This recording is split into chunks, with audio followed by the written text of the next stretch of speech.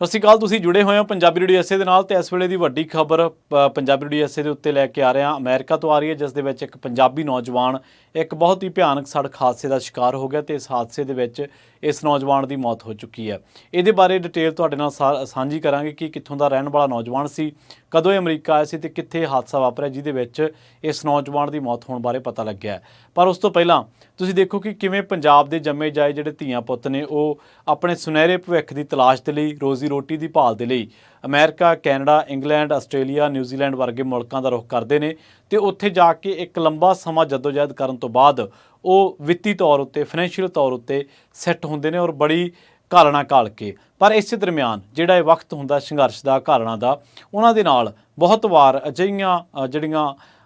ਅਣਹੋਣੀਆਂ ਵਾਪਰ ਜਾਂਦੀਆਂ ਨੇ ਜਿਨ੍ਹਾਂ ਦੇ ਵਿੱਚ ਉਹਨਾਂ ਦੀ ਜਾਨ ਤੱਕ ਚਲੀ ਜਾਂਦੀ ਤੇ ਉਸ ਤੋਂ ਬਾਅਦ ਉਹਨਾਂ ਦੇ ਜਿਹੜੇ ਪਿੱਛੇ ਪਰਿਵਾਰ ਬਚਦੇ ਨੇ ਉਹਨਾਂ ਕੋਲੇ ਬਿਨਾਂ ਸੋਗ ਦੇ, ਬਿਨਾਂ ਦਰਦ ਦੇ, ਬਿਨਾਂ ਇਹਨਾਂ ਘਟਨਾਵਾਂ ਨੂੰ ਆਪਣਾ ਆਪ ਹਲੂਲਣ ਦੇ ਔਰ ਦਿਨ ਰਾਤ ਉਹ ਇਹਨਾਂ ਨੂੰ ਇਸ ਘਟਨਾਵਾਂ ਦੇ ਵਿੱਚ ਆਪਣੇ ਆਪ ਨੂੰ ਦੇਖਦੇ ਨੇ। ਪਰ ਉਹਨਾਂ ਦੇ ਜਿਹੜੇ ਪਿਆਰੇ ਹੁੰਦੇ ਨੇ, ਜੰਮੇ ਜਾਏ ਹੁੰਦੇ ਨੇ, ਉਹ ਦੁਬਾਰਾ ਉਹਨਾਂ ਕੋਲੇ ਵਾਪਸ ਨਹੀਂ ਜਾ ਸਕਦੇ ਹੁੰਦੇ। ਇਹ ਜਿਹੜਾ ਮਾਮਲਾ ਹੈ, ਇਹ ਜਿਹੜੀ ਘਟਨਾ ਵਾਪਰੀ ਹੈ, ਇਹ ਮਾਛੀਵਾੜੇ ਦਾ ਰਹਿਣ ਵਾਲਾ ਨੌਜਵਾਨ ਸੀ। ਬਲਜੋਤ ਸਿੰਘ ਇਹਦਾ ਨਾਮ ਦੱਸਿਆ ਗਿਆ ਔਰ ਉਹਦੇ ਜਿਹੜੇ ਇੱਥੇ ਜਿੱਥੇ ਉਹ ਰਹਿ ਰਿਹਾ ਸੀ ਇਸ ਟਾਈਮ ਕੈਲੀਫੋਰਨੀਆ ਦੇ ਲੋੜਾਈ ਦੇ ਵਿੱਚ ਰਹਿ ਰਿਹਾ ਸੀਗਾ ਤੇ ਉੱਥੇ ਜਿਹੜੇ ਉਹਦੇ ਨਾਲ ਮੁੰਡੇ ਰਹਿ ਰਹੇ ਸੀ, ਨੌਜਵਾਨ ਉਹਦੇ ਦੋਸਤ ਮਿੱਤਰ ਕਹਿ ਸਕਦੇ ਹਾਂ, ਉਹਨਾਂ ਨੇ ਪੰਜਾਬੀ ਰੇਡੀਓ ਐਸੇ ਤੱਕ ਪਹੁੰਚ ਕਰਕੇ ਇਹ ਜਿਹੜੀ ਖਬਰ ਆ ਪਹੁੰਚਦੀ ਕੀਤੀ ਤੇ ਉਸ ਤੋਂ ਬਾਅਦ ਜਿਹੜੀ ਇੱਕ ਰੇਡੀਓ ਨੈਟਵਰਕ ਵੈਬਸਾਈਟ ਹੈ ਉਹਦੇ ਤੇ ਵੀ ਇਸ ਹਾਦਸੇ ਦੇ ਜਿਹੜੇ ਕੁਛ ਕੁ ਅੰਸ਼ ਨੇ, ਜਾਣਕਾਰੀਆਂ ਨੇ, ਉਹ ਦੇਖਣ ਨੂੰ ਮਿਲੀਆਂ। ਖਬਰ ਦੇ ਮੁਤਾਬਕ ਜਿਹੜੀ ਖਬਰ ਆ ਉਹ ਕਹਿ ਰਹੀ ਹੈ ਕਿ I-80 ਦੇ ਉੱਤੇ ਜਿਹੜਾ ਇੱਕ ਸੜਕ ਹਾਦਸਾ ਵਾਪਰ ਗਿਆ ਜਿਹਦੇ ਵਿੱਚ ਇੱਕ ਟਰੱਕ ਡਰਾਈਵਰ ਜਿਹੜਾ ਕਿ 23 ਸਾਲ ਦਾ ਤੇ ਨਾਂ ਉਹਦਾ ਦੱਸਿਆ ਗਿਆ ਬਲਜੋਤ ਸਿੰਘ ਤੇ ਉਹ ਇਸ ਹਾਦਸੇ ਦੇ ਵਿੱਚ ਆਪਣੀ ਜਾਨ ਜਿਹੜੀ ਆ ਉਹ ਗਵਾ ਬੈਠਾ। ਸਵੀਟ ਵਾਟਰ ਕਾਉਂਟੀ ਆ ਮਾਈਲ ਪੋਸਟ ਦੇ ਵਿੱਚ, ਉੱਥੇ ਵਿਓਮਿੰਗ ਦੇ ਵਿੱਚ ਇਹ ਜਿਹੜਾ ਹਾਦਸਾ ਵਾਪਰਿਆ।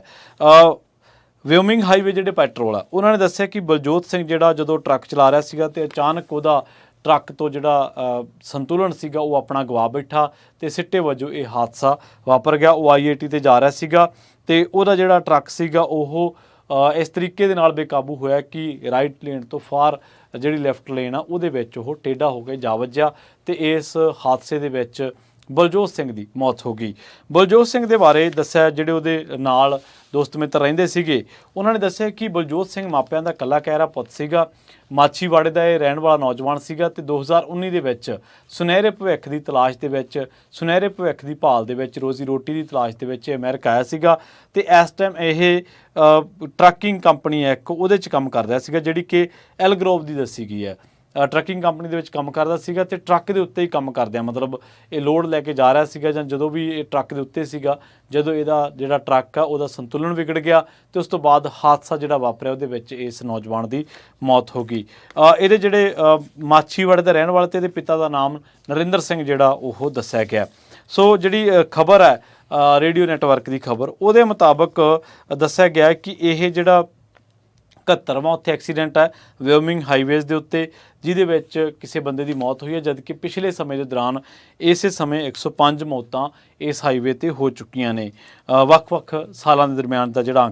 ਅੰਕੜਾ ਤੇ ਦੱਸਿਆ ਜਾ ਰਿਹਾ ਕਿ ਜਿਹੜੀ ਸਵੀਟ ਵਾਟਰ ਕਾਉਂਟੀ ਹੈ ਉਹਦੇ ਵਿੱਚ ਚੌਥਾ ਸਭ ਤੋਂ ਵੱਡਾ ਭਿਆਨਕ ਹਾਦਸਾ ਹੈ 2024 ਦੇ ਵਿੱਚ। ਸੋ ਬਹੁਤ ਮੰਦਭਾਗੀ ਘਟਨਾ ਵਾਪਰੀ ਆ ਅਮਰੀਕਾ ਦੇ ਵਿੱਚ। ਬਲਜੋਤ ਸਿੰਘ ਵਿਓਮਿੰਗ ਸਟੇਟ ਦੇ ਵਿੱਚ ਤੇ ਸਵੀਟ ਵਾਟਰ ਕਾਉਂਟੀ ਹੈ ਜਿਹਦੇ ਵਿੱਚ ਦੱਸਿਆ ਜਾ ਰਿਹਾ ਕਿ ਉਹ ਮਾਈਲ ਪੋਸਟ ਦੇ ਇਲਾਕਿਆਂ ਦੇ ਵਿੱਚ ਜਿਹੜਾ ਉਹਦਾ ਟਰੱਕ ਸੰਤੁਲਨ ਵਿਗੜਨ ਕਰਕੇ ਹਾਦਸੇ ਦਾ ਸ਼ਿਕਾਰ ਹੋ ਗਿਆ। ਇਸ ਹਾਦਸੇ ਦੇ ਵਿੱਚ ਇਸ 23 ਸਾਲਾ ਨੌਜਵਾਨ ਦੀ ਮੌਤ ਹੋ ਗਈ ਔਰ ਦਰਦਨਾਕ ਇੱਕ ਹੋਰ ਜਿਹੜਾ ਪੱਖ ਹੋਏ ਕਿ ਇਹਦੇ ਦੋਸਤਾਂ ਮਿੱਤਰਾਂ ਦੇ ਦੱਸਣ ਦੇ ਮੁਤਾਬਕ ਕਿ ਜਦੋਂ ਨੌਜਵਾਨ ਇਸ ਗੇੜੇ ਤੇ ਗਿਆ, ਜਦੋਂ ਇਸ ਲੋਡ ਨੂੰ ਲਾਉਣ ਗਿਆ ਜਾਂ ਵਾਪਸ ਆ ਰਿਹਾ ਸੀ, ਜਦੋਂ ਵੀ ਇਹ ਹਾਦਸਾ ਵਾਪਰਿਆ ਤਾਂ ਉਦੋਂ ਉਹ ਕੁਛ ਦਿਨ ਪਹਿਲਾਂ ਹੀ ਆਪਣਾ ਜਿਹੜਾ ਜਨਮ ਦਿਨ ਹੈ ਉਹ ਸੈਲੀਬ੍ਰੇਟ ਕਰਕੇ ਗਿਆ ਸੀਗਾ। ਪਰ ਉਸ ਨੂੰ ਨਹੀਂ ਪਤਾ ਸੀਗਾ ਕਿ ਉਹਦੇ ਜਨਮ ਦਿਨ ਤੋਂ ਕੁਛ ਦਿਨ ਬਾਅਦ ਹੀ ਉਸ ਦੀ ਮੌਤ ਹੋ ਜਾਣੀ ਹੈ। ਕੰਮਕਾਰ ਕਰਦਿਆਂ, ਮਿਹਨਤ ਕਰਦਿਆਂ, ਹੱਡ ਭੰਨਵੀਂ ਮਿਹਨਤ ਕਰਦਿਆਂ ਉਹਨੇ ਕਿਸੇ ਹਾਦਸੇ ਦਾ ਸ਼ਿਕਾਰ ਹੋ ਜਾਣਾ ਤੇ ਉਸ ਤੋਂ ਬਾਅਦ ਉਹਦੇ ਜਿਹੜੇ ਮਾਪੇ ਨੇ ਉਹਨਾਂ ਦੇ ਵਿੱਚ ਸੋਗ ਦੀ ਲਹਿਰ ਹੈ, ਜਿਹੜੇ ਇੱਥੇ ਦੋਸਤ ਮਿੱਤਰ ਨੇ ਉਹਨਾਂ ਦੇ ਵਿੱਚ ਵੀ ਸੋਗ ਦੀ ਲਹਿਰ ਹੈ। ਬਹੁਤ ਬਹੁਤ ਧੰਨਵਾਦ।